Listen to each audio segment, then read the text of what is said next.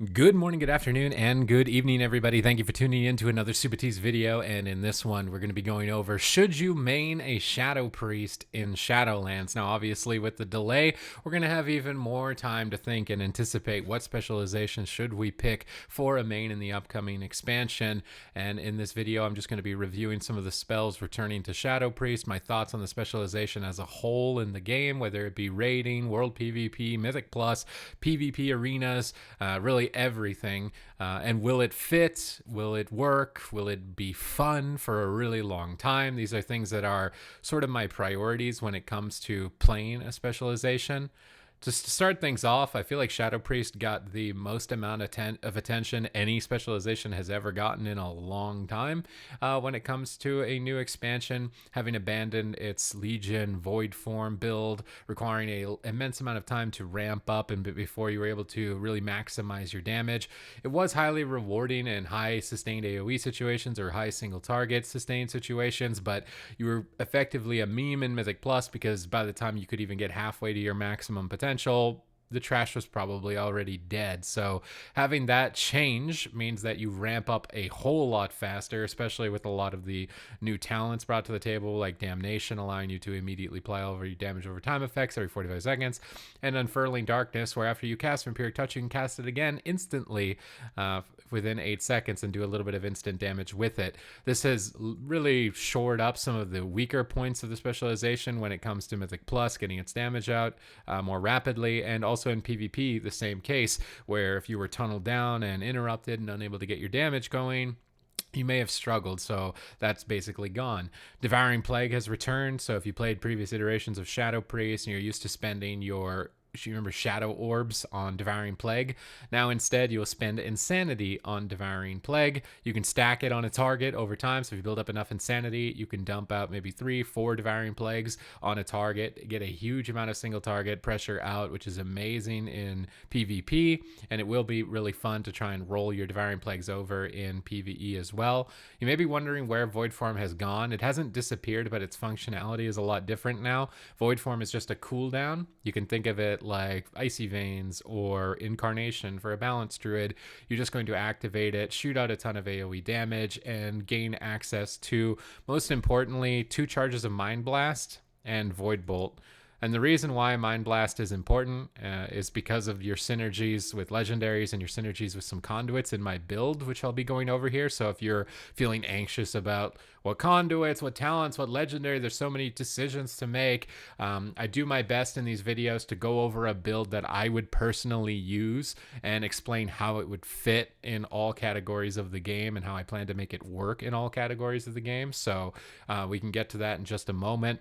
Aside from that, Shadow Priest is getting an immense amount of utility, providing support to the team with Power Word Fortitude. So you've got a raid-wide buff that you're going to want to be desirable for a raid, Vampiric Embrace for cooldown, support healing during heavy boss encounters or in PvP as well to help support there. You have amazing crowd control, be it instant cast through silence and psychic horror, although you don't have an AoE stun, that would be a drawback.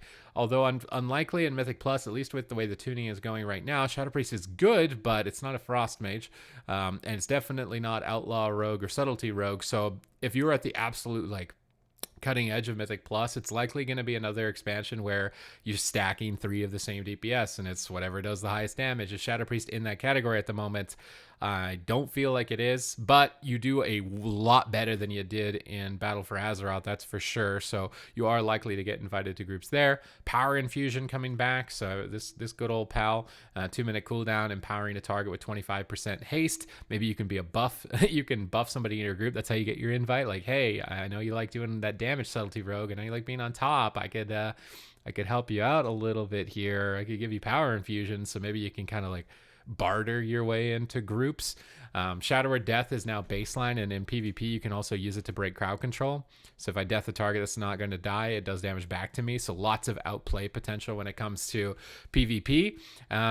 Basically, there's almost nothing wrong with the spec. In PvP, its sustained damage feels very good at the moment. It has great burst. In PvE, your ability to ramp up has been maximized.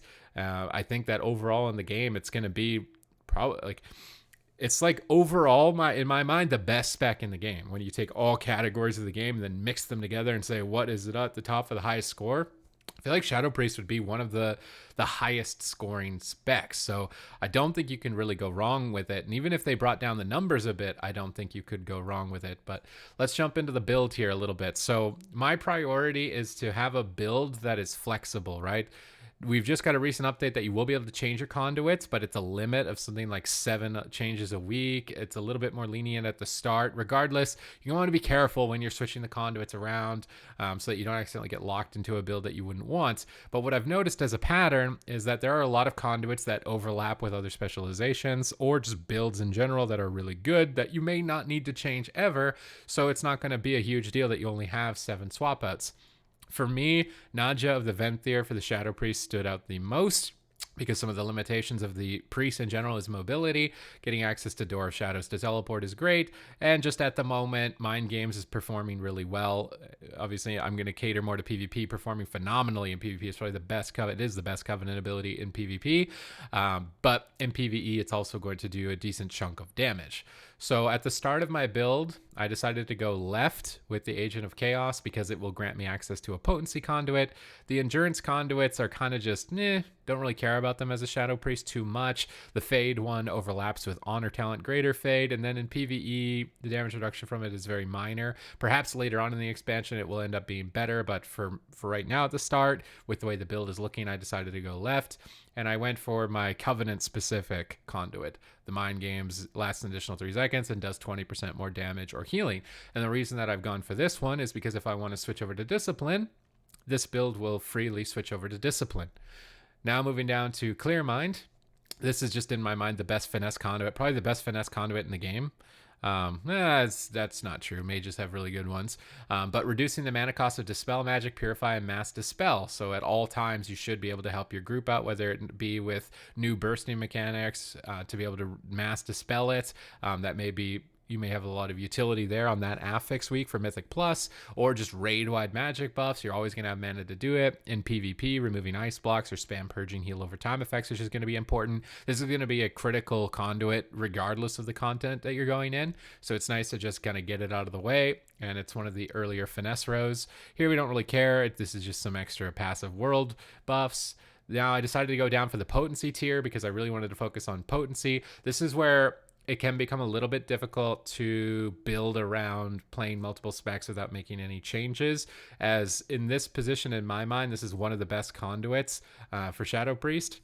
Mind Blast deals 7% increased damage and has a 10% chance to make a Devouring Plague cost no insanity. So getting a free Devouring Plague as you've already got a Devouring Plague, and Void Form giving you 2 charges of Mind Blast, which means you have twice the chance of proccing this, and then your chance to reset an instant Mind Blast. To me, this is kind of the engine of the Shadow Priest and what makes it fun for myself personally. So this is an important conduit to have as Shadow. Perhaps if I was just maining Shadow period, I would have gotten this conduit first, but if I wanted a multi-spec, I'd go for this conduit. Now, you could argue that you should get this conduit next if you want a multi-spec. Rabid Shadows. Your Shadow Fiend's attack speed is increased by 20% and deals 10% more damage because Discipline Priest also has Shadow Fiend. So you can flip these based on the conduit's effect and then the kit of the spec. These conduits work with the kit of both specs. This conduit really only works with Shadow. But if I want to change it, I can change it 7 times. And it's only one conduit, so it's only one swap. And I could flip it in for a Discipline Priest one if I wanted. The reason I also went for the middle one for potency is to gain access to Familiar Predicaments, which is reducing the incoming effects of snares, roots, and interrupts, which are all really annoying as a Shadow Priest. In my mind, the Covenants as a whole have about one of these types of conduits that kind of stand out as like a PvP focal point. And this one felt really good as Shadow specifically because you are so limited on your schools of magic, and getting interrupted can really hamper your ability to get a lot of Devouring Plagues. So it made sense to go for this one down the center.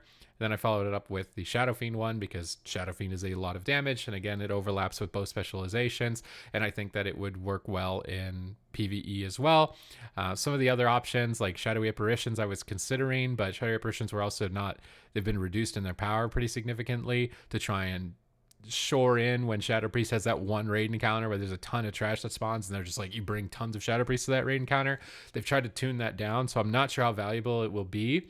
And I feel like these are really powerful conduits that make the spec more fun to play, and they work in all content, because getting more damage from the Shadow Fiend is more damage from the Shadow Fiend, or getting more chances to proc Devouring Plague is more chances to proc Devouring Plague. So I feel like I can make them work in PvE. And then obviously you don't have a choice here. You get Thrill Seeker, which you gain a stack every 2 seconds at 4 seconds on killing an enemy. At 40 stacks, Thrill Seeker is consumed to grant Euphoria, increasing your haste by 20%. Thrill Seeker decays rapidly while you're not in combat. So again, getting 20% haste, really great for Shadow Priest regardless of content. And I felt like I could make this work. Other options would then be to consider potentially using Theator as a PvE build. Currently can't unlock him on the beta, but this is mostly because you get combat potion benefits and you get versatility stats.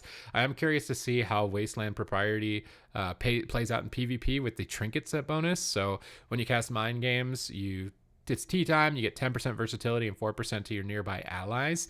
I'm trying to imagine if all 3 players in like an arena team were playing Wasteland Propriety, that would be 12% versatility given to everybody and 10% personally, with a 20% amplifier from the PvP trinkets. I'm thinking that this might actually have some flow potentially, but the strengths of Nadja are just so high overall outside of that it's really just a safe pick. And that's the main purpose of my build, is going over what looks like it's going to be super fun. Again, the engine of the Shadow Priest, and what is going to work in all of the content. Is it going to be the highest performance in raiding or PvE? Probably not, because those conduits are generally specifically tailored to that content, but then perform dramatically worse than everything else. So I'd rather go for the conduits that I think will work well the best in PvP, and their effectiveness still carries over into PvE enough for me to get by and to complete like a heroic raid or a couple mythic boss fights if I want to try and push it there, or get a keystone going for all of the in-game achievements. I think that I can do that with this build, and I think that it's going to be a lot of fun. So as to answer the question of whether or not you should main a Shadow Priest, if you're really on the fence about it and you need a second opinion, yes, I don't think you can go wrong. This is a specialization that's received the most amount of attention I've ever seen a spec ever get. Has incredibly high utility. It's insanely fun. All of its previous limitations and drawbacks have effectively been removed. So it's nothing but benefits and nothing but new things. And all of the old things that are returning to it are really cool and awesome additions. In my mind, this is like the best specialization of the expansion, regardless of performance, but it also is performing phenomenally well as well. So that's going to be it here for the video on the Shadow Priest. I hope that this helps you in your decision making to find a main. If you enjoyed the content, please leave the video with a like, subscribe to the channel, and check out my other videos. I'll have links to class reviews and I'll have links to my class recommendations. If you're really struggling to try and figure out what you want to go for, or having a hard time picking a build because going after all these legendaries and conduits, I suppose we should talk about that actually a little bit. We didn't. The legendaries themselves. So for myself personally, I think this legendary will work well in most content. Talbadar's Stratagem. While you have Shadow Word Pain, Devouring Plague, and Vampiric Touch active on the same target, your Mind Blast deals 30% more damage. And this paired up with Psychic Link, Mind Blast, 50% of his damage is dealt to all of your Vampiric Touch targets, gives you a ton of like AoE punch. And I really liked that synergy, and I felt like I could make it work in all content. But something you should also consider is this legendary, the Measured Contemplation. If you're more of a PvP player, this is obviously not if you're a Mythic Plus or Raider, but every 15 seconds when you do not cast Shadow Mend, it will increase the healing of your next Shadow Mend by 50%, turning your Shadow Mend into Lay on Hands.